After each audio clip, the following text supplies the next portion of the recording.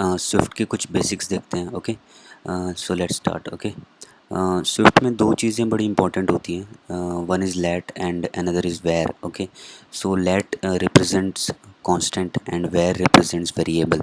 Okay, so whenever I write let x is equal to 1, तो it means मैंने x को as a constant declare करा है.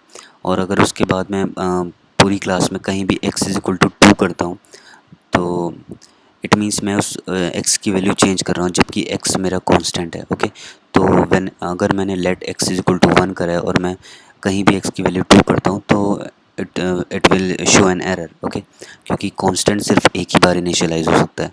जबकि अगर मुझे ऐसा करना है तो मुझे x को वेयर बनाना पड़ेगा, देन मैं उसकी वैल्यू कहीं भी और कितनी बार भी चेंज कर सकता हूँ. Okay, so as its name suggests let means constant and where means variable. Okay, so okay, जैसा कि जब मैंने पहले var x is equal to 1 लिखा, तो मैंने उसका डेटा टाइप नहीं लिखा कि उसका डेटा टाइप इंट है. तो स्विफ्ट में क्या होता है, हमें डेटा टाइप लिखने की ज़रूरत नहीं है.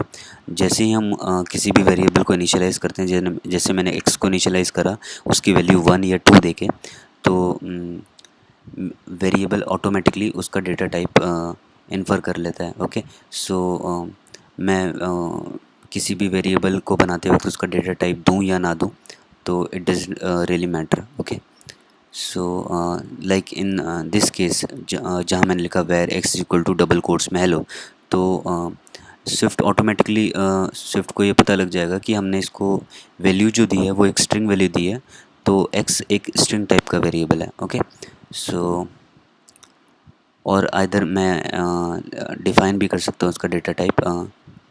ओके, या जैसे मैंने नेक्स्ट लाइन में स्ट्रिंग लिख के इसका डेटा टाइप डिफ़ाइन कर दिया. ओके, सो अगर मुझे एक स्ट्रिंग सिर्फ डिक्लेयर करनी हो और बाद में किसी फंक्शन में अपनी क्लास में उसको वैल्यू देनी हो, तो मैं ये यूज़ कर सकता हूँ var x is equal to string और पैरेंथेसिस. ओके, इससे मेरी स्ट्रिंग सिंपली डिक्लेयर हो जाएगी, बट उसको वैल्यू मैं कहीं भी इनिशियलाइज़ कर सकता हूँ बाद में अपने प्रोग्राम में.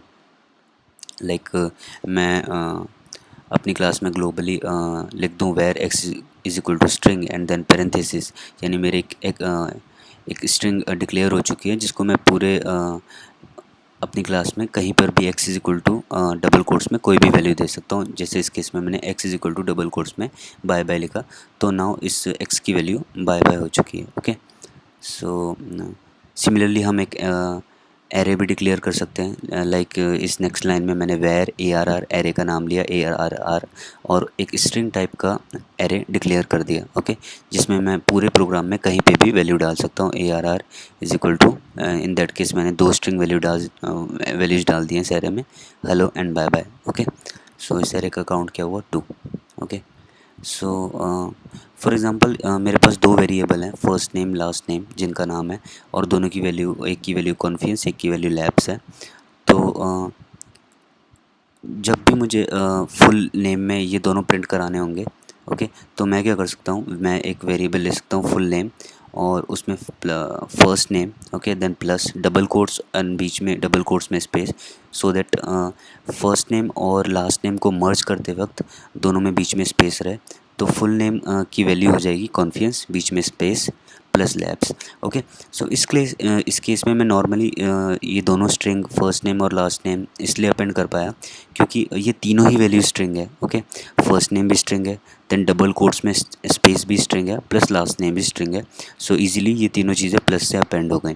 बट इन केस मेरे पास एक वेरिएबल होता ईयर जिसकी वैल्यू होती 2016, जो कि एक इंटीजर वैल्यू है, तो उस केस में मैं प्लस ईयर नहीं कर सकता यहाँ पर. ओके, क्योंकि वो एरर शो करेगा, क्योंकि ईयर एक इंटीजर वैल्यू है. तो बट स्टिल मैं इस ईयर को यूज़ कर सकता हूँ, but in a different way. Okay, like this. Okay, var sentence, like मुझे एक सेंटेंस क्रिएट करना था, confidence labs is launched in 2016.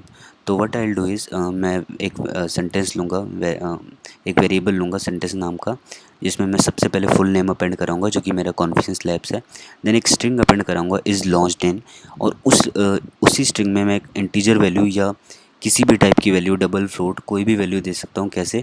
एक back slash and then parenthesis के अंदर उस वेरिएबल का नाम लिख के। ओके, सो तो ये था स्विफ्ट का थोड़ा बहुत बेसिक। ओके, सो आगे के लेक्चर्स में मैं और बेसिक कवर करता रहूँगा।